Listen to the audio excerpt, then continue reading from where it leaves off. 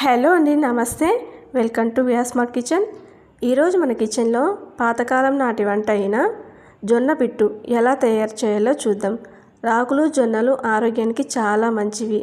వీటిని మనము వారానికి 2 సార్లైనా ఏదో ఒక రూపంలో మన రొటీన్ లైఫ్లో చేర్చుకుంటే చాలా మంచిది.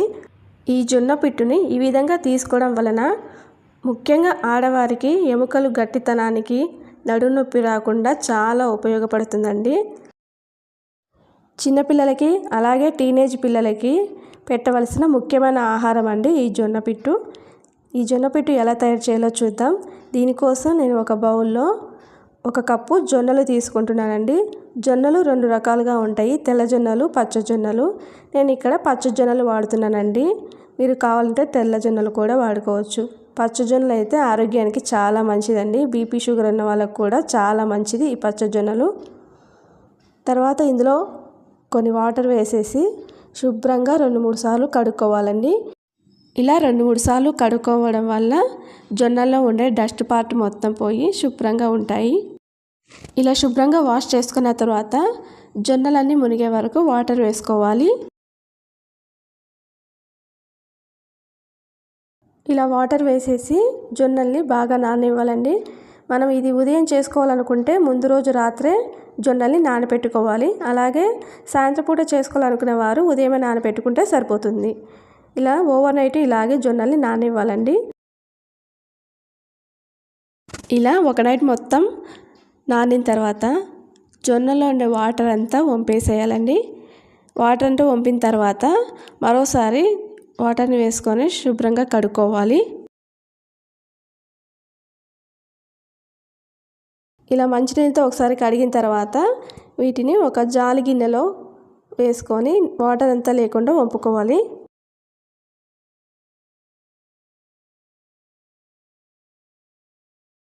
ఇలాగ వాటర్ ఏది లేకుండా ఇలా జొన్నలు జాలి గిన్నెలోకి వేసుకున్న తర్వాత ఒక 5 నిమిషాలు నీళ్ళంతా వంపేదాకా అలా ఉంచేసి దీన్ని మనం మిక్సీ పట్టుకుందామండి, పౌడర్ చేసుకుందాం.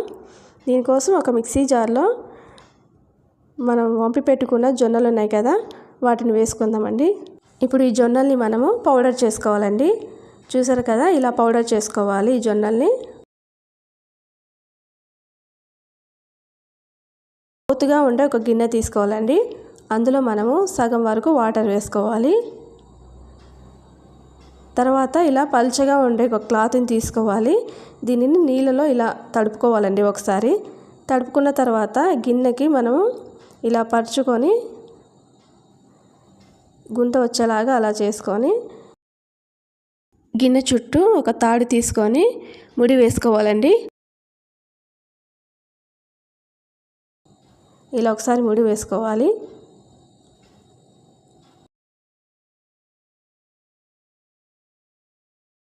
ఇప్పుడు మనం పౌడర్ చేసి పెట్టుకున్న జొన్న పిండి ఉంది కదా, అది ఈవెన్గా ఇలా స్ప్రెడ్ చేసుకోవాలండి. ఇలా క్లాత్ పైన పిండి మొత్తం వేసేసి ఇలా పరుచుకోవాలండి. ఇలా చేయడం వల్ల పిండి ఈవెన్గా కుక్ అవుతుంది.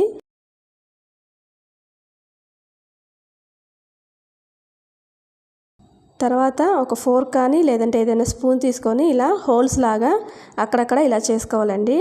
ఇలా చేయడం వల్ల ఆవిరి అనేది పైదాకా వచ్చేసి పిండి బాగా ఉడుకుతుందండి. ఇలా మిగిలిన క్లాత్ కూడా ఉంది కదా, దానిపైన ఇలా పరుచుకోవాలి. తర్వాత దీనిపైన ఏదైనా ఒక గిన్నె కానీ లేదంటే ఇలాంటి ఒక మూత కానీ పెట్టుకొని ఆవిరి అనేది బయటికి పోకుండా పెట్టుకోవాలి. ఇప్పుడు దీన్ని స్టవ్ మీద హై ఫ్లేమ్లో ఒక 10 నిమిషాలు పెట్టుకుందామండి. ఈలోపు మనము ఒక మిక్సీ జార్ తీసుకొని ఒక అరచిప్ప ఎండు కొబ్బరి అండి, తర్వాత ఒక 4 to 5 యాలకులు వేసుకొని మెత్తగా పౌడర్ చేసుకోవాలి. ఇలా ఫైన్ పౌడర్ చేసుకొని దీన్ని పక్కన పెట్టుకుందాం. ఈలోపు మనము జొన్న పిట్టు ఉడికిందో లేదో చూద్దామండి. ఒకసారి ఇలా మూత తీసేసి చెక్ చేసుకుందాం.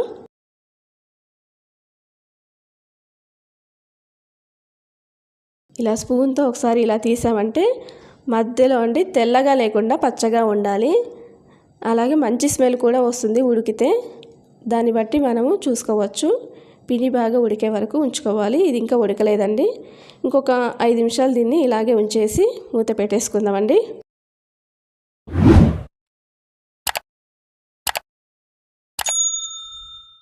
మరోసారి దీన్ని చెక్ చేద్దామండి. 5 నిమిషాల తర్వాత చూద్దాం.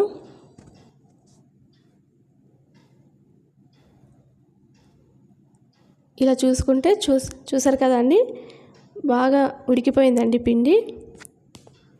ఈ ప్రాసెస్ అంతా జరగడానికి 10 to 15 మినిట్స్ టైం పడుతుందండి. ఇలా ఆవిటి మీద ఉడికించుకున్న జొన్న పిట్టు ఆరోగ్యానికి చాలా మంచిదండి. మనం ఎక్కడ నూనె అనేది వాడకుండా దీన్ని తయారు చేసుకుంటున్నాం కాబట్టి చాలా మంచిదండి హెల్త్కి. దీన్ని ఒకసారి ఓపెన్ చేసేసుకొని పిండిని ప్లేట్ మీద వేసేసుకుందామండి. స్మెల్ కూడా చాలా బాగుంటుందండి. ఇలా ప్లేట్లో వేసేసుకొని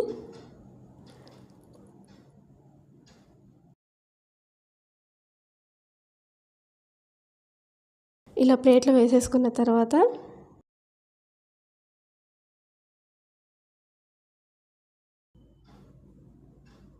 ఇందులో మనము అరకప్పు బెల్లాన్ని వేసుకుంటున్నామండి. కప్పు జొన్నలకి అరకప్పు బెల్లం వేసుకుంటే కరెక్ట్గా సరిపోతుందండి.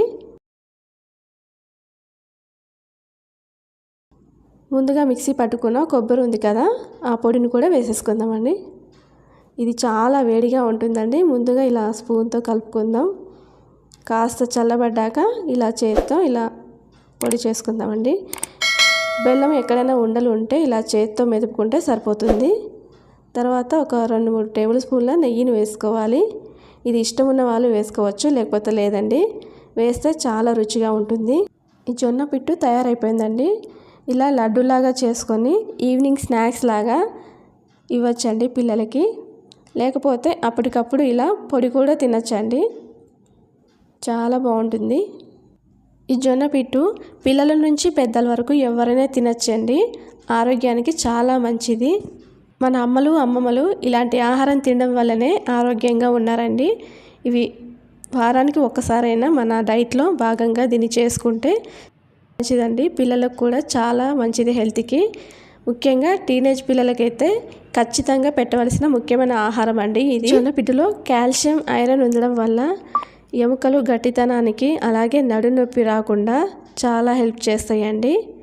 ఈ వీడియో కనుక మీకు నచ్చినట్లయితే లైక్ చేయండి, షేర్ చేయండి, అలాగే సబ్స్క్రైబ్ చేయండి. ఇలాంటి ఇంట్రెస్టింగ్ వీడియోస్ కోసం మన ఛానల్ని సబ్స్క్రైబ్ చేయండి. Thank you for watching.